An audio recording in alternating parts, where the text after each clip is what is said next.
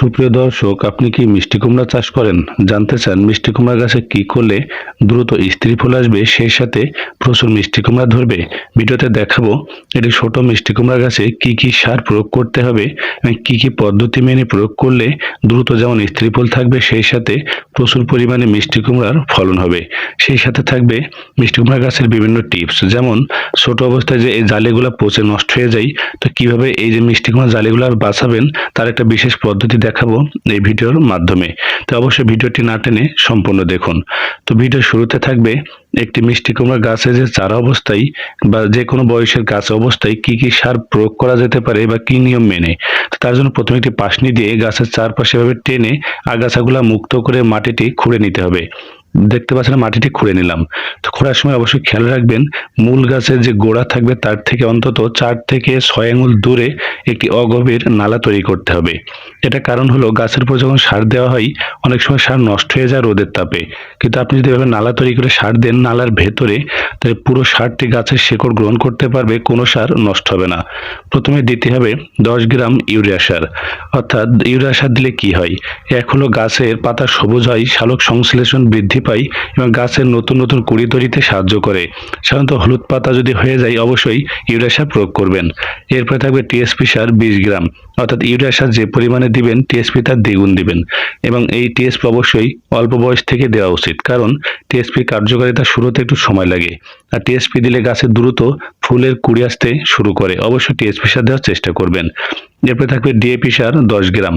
DAP সার অনেকটা গাছের পাতা যখন হলুদ হয়ে যায়, অনেক সময় বেগুনি আকার ধারণ করে, এই ধরনের বা ফ্যাকাশে হয়ে যায় গাছ, তখন ডিএপি সার ব্যবহার করতে হয়। অবশ্য 10 গ্রাম ডিএপি সার দিবেন। এরপরে থাকবে পটাশ সার 7 থেকে 8 গ্রাম। এই পটাশ সার ব্যবহার করলে বা এমওপি সার দিলে কি হয়, অনেক সময় দেখবেন গাছে কয়েকটি মিষ্টি কুমড়া ধরা পড়ে গাছের বৃদ্ধি কমে যায়, গাছগুলো বয়স্ক হয়ে যায়। পটাশ সার দিলে গাছে দ্রুত শিকড় গজাতে সাহায্য করে। এরপরে দিতে হবে থিওবিট বা ফুরাডান 5 গ্রাম। এর সাদা সাদা এটা হলো থিওবিট। এটা ব্যবহার করলে এটি একই সাথে যেমন ভিটামিন হিসেবে কাজ করে, পাশাপাশি ছত্রাকনাশক হিসেবেও কাজ করে থাকে। এটি মাটিতে থাকা যে কোনো ক্ষতিকারক পোকামাকড় থেকে গাছকে রক্ষা করে। এর বিকল্প হিসেবে ফুরাডান ইউজ করতে পারেন। তো সুপ্রিয় দর্শকের পরে থাকবে অর্গানিক সার হিসেবে গোবর সার অথবা নষ্ট চাপাতি। সাধারণত যে কোনো চায়ের দোকানে চা খাওয়ার পরে যে চা পাতি ফেলে দেয়, ফেলে না দিয়ে চা পাতি সংগ্রহ করে গাছে গোড়ায় দিতে পারেন। এটি প্রাকৃতিক সার হিসেবে কাজ করবে। প্রত্যেকটি উপাদান সঠিকভাবে দেওয়া হয়ে গেলে এই যে উপরের মাটি দেখতে পাচ্ছেন, ঠিক এভাবে নালাটি বন্ধ করে দিতে পারেন। এতে করে কি হবে, সারটি মাটির নিচে চাপা পড়বে এবং দীর্ঘদিন ধরে গাছ এর থেকে নিউট্রিয়েন্ট সংগ্রহ করতে পারবে। অর্থাৎ ছোট অবস্থায় যদি আপনি একবার গাছে এভাবে সার দিতে পারেন, সারা বছর আপনার সার দেওয়ার দরকার পড়বে না, পুরোপুরি গাছে স্থায়ীভাবে সারগুলা কাজ করবে। এরপরে গাছের উপরে পর্যাপ্ত পরিমাণে পানি দিয়ে দিবেন। খেয়াল রাখবেন গাছে গোড়ায় যেন পানি জমে না থাকে, পানি জমে থাকলে অনেক সময় গাছ শিকড়গুলা পচে যায়। এভাবে যদি আপনারা সার প্রয়োগ করতে পারেন তাহলে গাছে যেমন দ্রুত স্ত্রী ফুল আসবে, সেই সাথে যে মিষ্টি কুমড়াগুলো থাকবে সেগুলো দেখবেন সাইজে বেশ বড় হবে। তো এরপরে দেখবেন বিভিন্ন সমস্যা থাকে, যেমন ধরুন ছোট অবস্থায় যে জালিগুলো দেখতে পাচ্ছেন এভাবে পচে নষ্ট হয়ে যায়। মিষ্টি কুমড়া গাছের জালি প্রচুর পরিমাণে পচে যায়, ফলে স্ত্রী কুমড়া মিষ্টি কুমড়াতে পরিণত হয় না। তো তার জন্য কি করবেন, ঠিক এরকম হাতের সাহায্যে পুরুষ ফুল ছিঁড়ে হাতের সাহায্যে পাপড়ি দেখতে পাচ্ছেন আলাদা করে, এই যে পরাগধানী দেখতে পাচ্ছেন, এই পরাগধানী একটি স্ত্রী ফুলের মাঝ বরাবর যে গর্ভাশয় থাকবে, ঠিক হাতের সাহায্যে এভাবে পরাগায়ন ঘটাবেন। এটাকে বলে কৃত্রিম পরাগায়ন বা হ্যান্ড পলিনেশন পদ্ধতি। এটা সকাল 8টা থেকে 9টার ভিতরে করার চেষ্টা করবেন, তাহলে এই পলিনেশন পদ্ধতির কারণে একটা মিষ্টি কুমড়া দেখবেন নষ্ট হবে না। এছাড়া যে পোকামাকড় লাগে, পোকামাকড় রোধ করার জন্য একটা পদ্ধতি আপনাদেরকে দেখিয়ে দিই।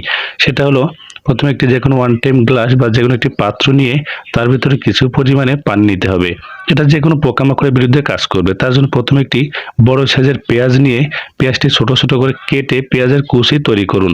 তাহলে এই যে পেঁয়াজের কুচি থাকবে এই গ্লাসের ভিতরে দিয়ে আপনার কিছু সময় ভিজিয়ে নাড়াচাড়া করে নিন, নাড়াচাড়া করে কিছু সময় একটি জায়গায় রেখে দিন। এতে করে পেঁয়াজের ভেতরে যে নির্যাস থাকবে এটি পানির সাথে সহজে মিশে যাবে। এরপর আরেকটি পাত্র নিয়ে এটি ছাঁকুনির সাহায্যে ভালো করে এটি সেঁকে নিন। তো এই পেঁয়াজ কুচির নির্যাসটি সংগ্রহ করতে হবে। এরপর নিতে হবে আরেকটি উপাদান, সেটা হলো হলুদের গুঁড়া। হলুদের গুঁড়া একটি অ্যান্টিফাঙ্গাল এবং অ্যান্টিব্যাকটেরিয়াল এজেন্ট। এটা সাধারণত ফাঙ্গাস বা ব্যাকটেরিয়া জাতীয় রোগের বিরুদ্ধে প্রাকৃতিক কীটনাশক হিসেবে কাজ করে। তো এর ভিতরে আমরা 1 চামচ পরিমাণে হলুদের গুঁড়া মিশিয়ে এটা কি করবেন, ছাঁকুনির সাহায্যে ভালো করে ছেঁকে নিয়ে গাছে স্প্রে করে দিবেন। তাহলে একটা পোকা আপনার গাছে নষ্ট হবে না। অর্থাৎ একটা স্ত্রী ফুলও দেখবেন নষ্ট হচ্ছে না, প্রত্যেকটা স্ত্রী ফুল মিষ্টি কুমড়াতে পরিণত হবে।